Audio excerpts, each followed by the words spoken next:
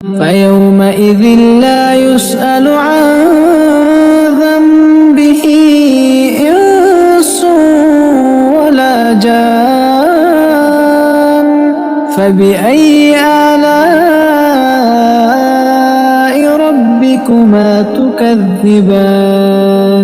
يعرف المجرمون بسيماهم فيؤخذ بالنواصي والأقدام فبأي آلاء ربكما تكذبان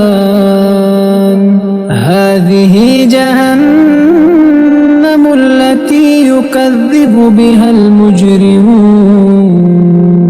يطوفون بينها وبين حميم آن فبأي آلاء